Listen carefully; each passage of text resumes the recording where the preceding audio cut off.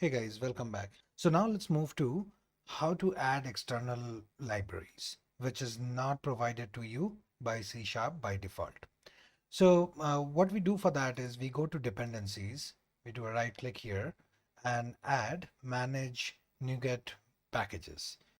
So what NuGet does is it gives you a whole kind of a marketplace where you can download external libraries which you can easily use in your programs.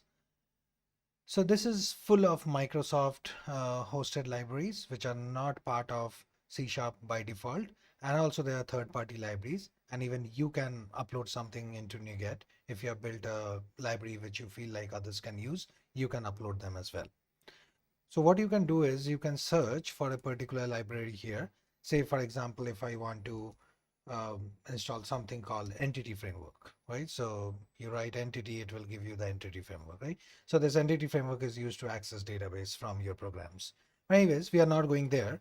So if I remove my search criteria, by default, it gives you something which is super popular. Okay.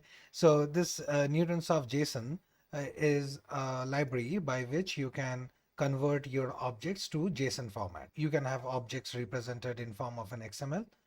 You can similarly have your objects represented or serialized or stored in form of JSON files. Okay. So let me go ahead and add this. This will be something new that you guys will know as well if you have not used JSON before. So here, if you select it, you get this install option. Here you can select the version you want to install. I will go ahead and select the latest stable version and hit install. So once you do that, it may ask you to accept some licenses. So this one you're saying like, okay, you agree to make changes, you say okay. Sometimes you have some privacy statements as well, which you need to accept. Okay. So once that is done, if you expand your dependencies and you go to packages, you will see that Newtonsoft JSON is already installed. Okay, to use the Newtonsoft JSON library, what we'll have to do is we need to have a class, okay, which we will set to certain values, and then we'll see how we can convert that class to a string in JSON format. So we'll go right click, add, and class. Here under the name of the class, we'll call it vehicle. And now we have our vehicle class created. The vehicle class, like we did it last time, we'll add some properties. Okay, so I went ahead and added 4 of these properties like we did in our previous chapter. This is model, color, year, and field type. So these 3 properties are string, and this one you can see of type integer. We will now go back to our program, and then here what I will do is I will create an object of type vehicle. Okay, so vehicle type car is equal to new vehicle. Now what we'll do is in car, we will set the color to red. We'll set the car's fuel type to petrol. I'll set car's model as Camry, and I will set car's year as 2016. Now what we'll try to do with this library, which we just installed, we will try to serialize it or convert it to a string type with the formatting of a JSON. For that, we'll have to use the object JSON convert, which should be a method inside Newtonsoft.json. So it automatically included it here. Now what we'll do is we'll do a dot, and here we are serializing it. That means we are converting it to from in memory to on screen or on database or on your file system. So now it takes the object as an argument, right? So I will send the car as an object. Now if you can see, the output type of this method is a string. So I'm going to store it in a string. Okay, so this is done. Now what we'll do is we'll have to print this. So our very own console dot writeLine. Here I will print car obj. Now let's run the program and see what happens.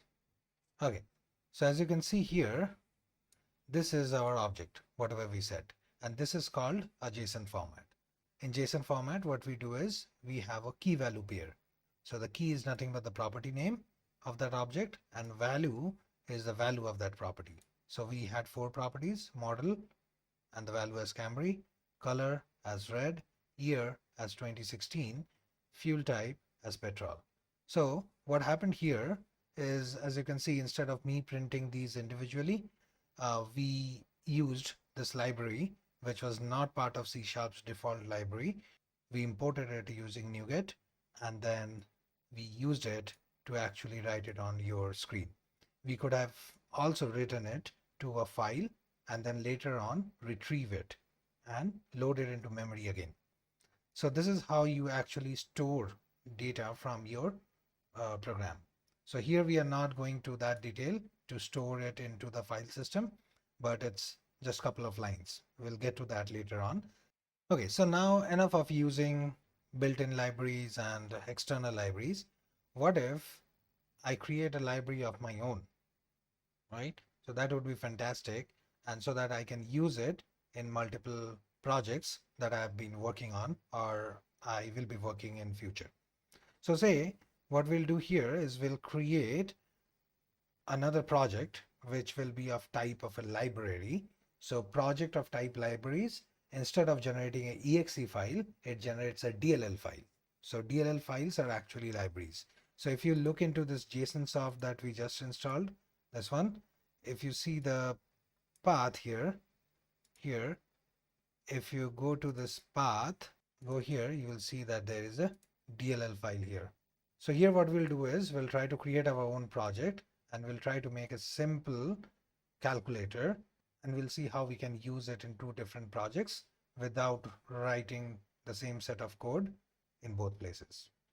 Okay, so on the solution, I right click and I go to add and new project.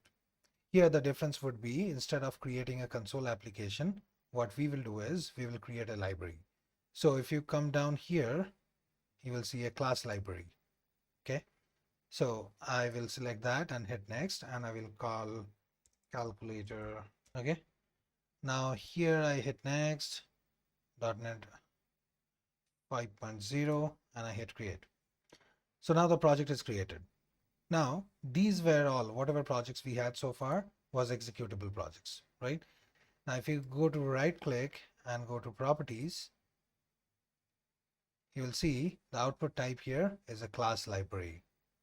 Okay, and here if you go to any of the existing one, you will see the output type as a console application, which is nothing but a exe. Okay, now let's get back to our calculator. In calculator, we need to have a class. So let me rename this class as easy calculator. Moment you do that, this also gets changed. Okay, C# tries to refactor your code by itself. Now here what we will do is we'll add few very simple methods like add, subtract, multiply, and divide. So I went ahead and added these 4 methods. What I'm doing is I'm taking 2 integer type parameters. I'm keeping it very simple. I'm returning a plus b, a minus b, multiplication, and division. So this class is public. All these methods are public. So this will be accessible anywhere, whoever tries to use it. So now what we'll do is we'll right click and rebuild. So the build has succeeded. Now what we'll do is we will reference this calculator into our libraries demo. Okay. Now we have not published this to NuGet, right? So we cannot go via the NuGet route as packages, but we'll go to dependencies, add project dependency. So here you will see that my calculator project is there, right? So I can add it like this. Okay. Okay. Now if you see, the moment I added it, it added this project as a reference. Now what will happen now is if I go to my libraries demo to program.cs, let me comment out these lines of code. So here what I will do is I will call that libraries class. Okay. So now we'll create a class of easy calculator, which we just created. It will not find it by default. It will tell you that, hey, you need to add the import statement. There it goes here. And now easy calculator type C equal to new easy calculator. Because it's a class, we need to instantiate it. Now what we can do is we can do some basic plus minus operations here, right? So console dot write line again and C dot add 1 comma 2. I'll just copy over this multiple times. Okay, so here we are. So I just used these 4 methods, one after the other from my instance of my class. So let me run this now. Okay, so as you can see here, the first one is add 1 comma 2, it gives you 3. Subtract 1 minus 2 is minus 1. Divide, now you're trying to divide 1 divided by 2, right? So it is half. But the problem is the return type of this div is integer. Because of that, it will just strip off whatever is there after decimal. Okay, so it has stripped off that 0.5 part because it's integer type, and in integer you can only store whole numbers. And the last one is multiply. So 2 multiplied by 1 equal to 2. Now what if we want to fix this, right? While we fix the divide thing, we will fix something else as well. Here if you see, I'm creating an object of calculator, but here I'm not really storing any properties or setting it for this particular class. So this class basically does not have a state. If that is the case, the functions that are inside the class can be accessed even without creating a new object of this class. So for that, what we'll have to do is we'll have to go and make these methods as static methods. So if you make it static, then it can be called just with the name of the class, and you don't need an object of the class to do that. Okay, so now that we have made all of these methods as static methods, what I will do next is I will fix that divide problem, right? So I will make this as float, and now these parameters that you are passing is still int. So if you do an operation with int and int, it will always return you an int. Okay, so whether you are returning it as float, before even returning it, it will evaluate itself to an integer value. So what we'll have to do is we'll have to cast them to float. Now, once this is done, if I try to compile, it will give me an error. Let me see. So here's the error. So what they are saying is now that you have made these static, you cannot access it under a context of a object that you have created. Call it using the type itself. And that's exactly what we wanted. We didn't want to create this object because we are not storing anything inside that object. We are just using their methods. So I changed all of these. Instead of objects, I'm using it using the type name. Okay, so the errors are gone. We'll run it now. Everything works as before. 1 plus 2, 3, minus 1, 1 minus 2. This one now returns you 0.5 and not 0. And the last one is 2 because we are multiplying 1 with 2. Okay, so all good. Now this, we did create a library, but it doesn't really feel like a library, right? Because you coded for it within this project, right? So just to prove the point, what I will do is I will not add it as a project reference, or rather I will add it as a DLL. Okay. So let me go ahead and open Visual Studio, another instance of Visual Studio. Here, I will create a new project altogether. Okay. So new project, console application, test my library. Okay. And hit next. Framework, yes. Okay, so the project is created now. What we'll do is inside dependencies, we'll go and add reference. Okay, so now here I will go to reference. So we'll do a browse. Okay, now if you see it's searching for DLLs. Okay, so now we'll go to our project. So let me go back here and see where it has created my DLL. Okay, an easy way to find that is you go to program.cs, any of the files, right click, open containing folder. Inside containing folder, you will have this bin, debug, .NET 5.0, and there you have this our beautiful little calculator.dll. Okay, so I'll copy this path over and I'll go back to the new project. Here you go. I paste the path here.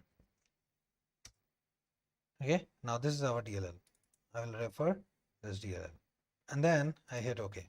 Okay, now what we'll do is we will go back to this, and instead of writing the code from scratch, we'll just copy this code over and paste it here.